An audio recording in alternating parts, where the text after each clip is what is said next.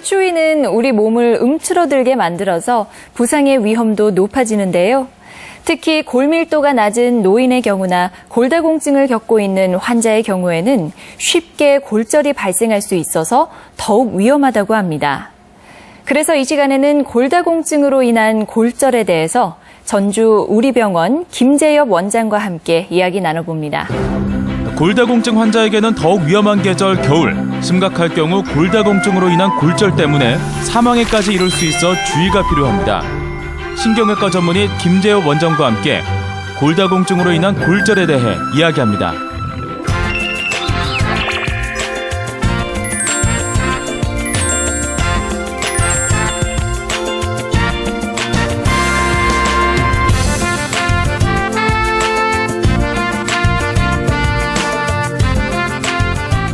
안녕하세요, 원장님. 예, 안녕하세요. 네, 이렇게 겨울철에 허리나 목 관련해서 증가하는 질환이 있나요?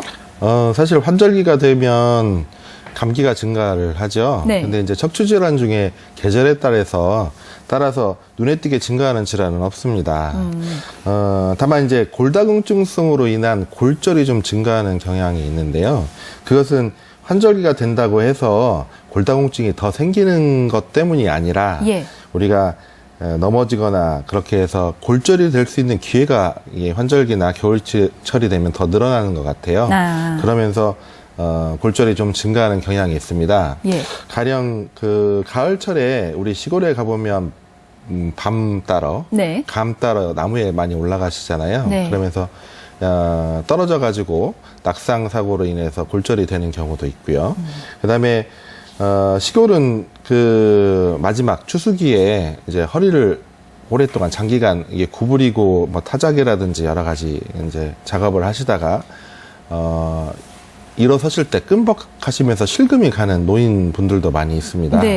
그리고 요즘에 이제 막바지 김장철이잖아요. 근데 이제 정말로 우스갯소리로 그 미끄러운 그 김장, 그 김치에, 그 배추에 넘어져 가지고 낙상을 하시는 분도 있고요. 그다음에 이제 그 물 먹은 김치 이렇게 드는 게 무겁잖아요. 그러면서 이제 허리가 끔뻑하면서 실금이 가는 경우도 있습니다. 그리고 뭐 아무래도 이제 환절기가 되고 가을 이게 한겨울이 되면 오히려 좀 더 조심하시는데 환절기 때문에 그 살얼음이 얼었을 때 우리가 예상하지 못한 데서 낙상하면서 그로 인해서 골절이 되기도 합니다. 네, 뭐 허리를 쓰는 경우가 많거나 혹은 넘어질 수 있는 기회가 조금 더 많아져서 좀 그 증상이 많이 나타나는 것 같은데 노인분들은 살짝 넘어지기만 해도 금이 잘 가잖아요, 뼈에. 이거는 왜 그런 건가요? 일단 골다공증 때문입니다. 이제 골다공증은 사실 골양이 감소하고 미세 구조가 이렇게 약해지는 특징으로 하는 전신적인 골격계 질환이거든요. 이제 제가 예를 돕기 위해서 이 모형을 가져왔는데요. 모형이 여기 그 해성해성한 곳과 정상인 곳이 있는데 이렇게 밀도가 해성해성해지면서 약해지는. 그래서 자그마한 충격에도 뼈가 쉽게 골절될 수 있는 상태가 되는 질환입니다. 그렇군요. 남녀 차이가 있을까요? 보통 주변에서 보면 특히 어머님들이 허리가 많이 쑤시다 이런 얘기를 하시잖아요. 예, 맞죠. 그 우리 질병에 대한 기본적인 호구 조사를 이제 질병의 역학이라고 하는데요. 거기를 보면 골다공증에 대해서 알아보면 여성이 훨씬 더 많습니다. 사실 그 우리가 골다공증으로 해서 대퇴 골절이 되면 약 50%는 그 기동 능력, 그러니까 걸어 다닐 수 없고 독립성을 유지하기가 힘들다고 그래요. 그리고 그 중에 한 25%는 오랜 기간, 요양 기간에 있어야 된다든지 아니면 이제 보호 시설에서 합숙을 해야 되는 경우도 많고, 그다음에 1년 내 사망률도 한 20%나 됩니다. 그러니까 이 사망률이 어느 정도냐면 우리가 여성이 대퇴골절로 사망할 수 있는 확률이 우리 보통 2.8% 정도 되는데 유방암으로 인한 사망률과 거의 같습니다. 여성들이 이제 자궁 내막암 사망률보다 4배가 더 높은 거고요. 그래서 보통은 이제 50세 이상에서 남성보다는 여성에서 한 4배 정도 더 높다고 알려져 있습니다. 이 골다공증이 골량이 감소하는 거잖아요. 본인이 골다공증이라는 걸 알 수 있는 증상이 있나요? 일단 그 골량이 감소하기 때문에 설명할 수 없는 모호한 뼈 통증이 흔히 있기는 합니다. 아, 근데 이제 그 골이 약해져서 아주 약한 충격에도 뼈가 부러질 수 있죠. 예. 그래서 그 뼈가 부러지면 그로 인한 그 합병증으로 어떤 통증이 생기기 때문에 쉽게 진단이 되는데 골다공증 자체만의 증상으로 이거면 내가 골다공증이다 그런 통증은 없습니다. 예. 그 특히 이 질환의 연령대가 이제 고령이시기 때문에 뼈가 이제 골절이 되면 거동이 불편해지거나 침상에 누워 있어야 되기 때문에 이제 소화기관의 장애라든지 폐렴, 뭐 욕창이라든지 이런 합병증이 같이 병발을 할 수도 있습니다. 네. 그러면은 원인이 뭔지 궁금해지는데요.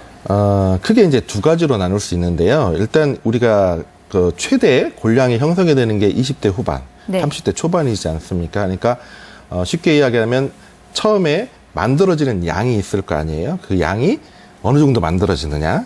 근데 이제 한번 이 만들어진 골량이 그러면 이제 조금씩 그 없어지는데 이제 빠르게 없어지는 사람도 있겠죠. 그 예. 두 가지 팩터로 인해서 우리가 골다공증이 생기는 걸로 알려져 있습니다. 그래서 가령 20대 후반에 만들어지는 골량이 남들보다 적게 만들어졌다. 네. 그러면 처음 시작이 틀리니까 재단이 틀리잖아요.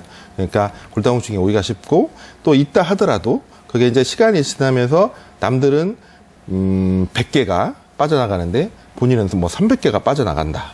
그러면 골다공증이 오기 쉽게 되겠습니다. 이 밖에 골다공증의 위험 요인엔 뭐가 있나요? 크게 오늘 설명드리고 싶은 건 한 4가지 정도로 요약을 할 수 있는데요. 첫 번째로 유전이 있습니다. 물론 연구자마다 좀 차이가 있긴 한데요. 골다공증은 약 40에서 한 80% 유전적인 성향을 가지고 있다고 발표가 되고 있습니다.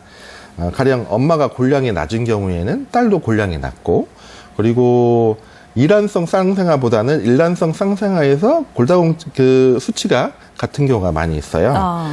특히 그 엄마가 골절 병력이 있거나 뭐 너무 체구가 작거나 아니면 체중이 너무 작다든지, 그다음에 빨리 그 폐경이 되는 걸 45세 이전에 그 빨리 폐경이 되는 걸 조기 폐경이라고 하는데, 그런 요소가 있으면 골다공증 위험 요소가 많이 높다고 알려져 있습니다. 예. 그다음에 이제 두 번째로 이제 생활 습관 내지는 영양이라고 할 수 있는데요. 우리가 이제 2차적인 그 무월경, 그다음에 이제 흡연, 그다음에 너무 술을 많이 들어서 과음을 한다든지, 그다음에 너무 활동을 안 하는 사람들도 골다공증 위험 요소가 되고요. 그다음에 저체중. 네. 이렇게. 세 번째로는 질병이 있어요. 가령 이제 소화기관에서 우리가 영양분이 있더라도 잘 흡수를 하고 뼈를 만들어서 이제 이게 생착을 해야 되는데 그러지 못하는 것들이 많이 있죠. 그래서 뭐 신경성 식욕부진이라든지 소화 흡수 장애, 그리고 우리가 이제 뼈를 만드는데 부갑상선 호르몬이 많이 작용을 하거든요. 그래서 부갑상선 기능 항진증, 뭐 갑상선 기능 항진증 이런 것들도 영향을 받을 수 있습니다. 그리고 이제 성선 기능 저하증이라든지 류마티스 관절염도 포함이 되고요. 그다음에 우리가 주변에서 많이 볼 수 있는 당뇨병에서도 골다공증 위험 요소가 될 수 있습니다. 그리고 마지막으로 이제 약제가 있는데요. 요즘에는 이제 현대생활에서 사실 약제가 많이 쓰이죠. 그래서 네. 이제 최고로 많이 알려져 있는 게 스테로이드 그렇게 있고, 그다음에 이제 우리가 물론 이제 그 필요해서 먹긴 하지만 갑상선 호르몬도 영향이 있고, 항응고제, 그다음에 항경련제, 그리고 이제 제산제 중에서도 그 우리 칼슘 흡수를 방해하는 것들이 있습니다. 그리고 이제 혈당 강화제, 우리 당뇨병 치료제로 어쩔 수 없이 사용을 하긴 하지만 그런 것들도 좀 영향이 있을 수 있고요. 네. 그다음에 이제 우리가 위 보호제 중에 프로톤 펌프 이니비터라고 해서 양성자 펌프. 근데 위 부역 효과는 위염이나 그런 거 방지하는 효과는 아주 좋은데 반대로 이제 칼슘 흡수는 좀 떨어뜨리는 경향이 있습니다. 예. 여러 가지 위험 요인이 있는데 골다공증에도 종류가 있나요? 이렇게 이제 두 가지로 나눌 수 있는데요. 원발성, 그러니까 노인이 돼서 아무래도 이제 골 흡수 능력도 떨어지고, 만들어 생성 능력도 떨어지고, 또 골 파괴도 빨리 되면서 그렇게 해서 원발성, 노인성으로 오는 게 있고요. 두 번째는 이제 2차성. 그러니까 아까 말한 대로 어떤 질환이라든지 약물이라든지 네. 그렇게 돼서 2차적으로 골다공증이 유발을 하는데, 이게 이제 중요한 점이 있습니다.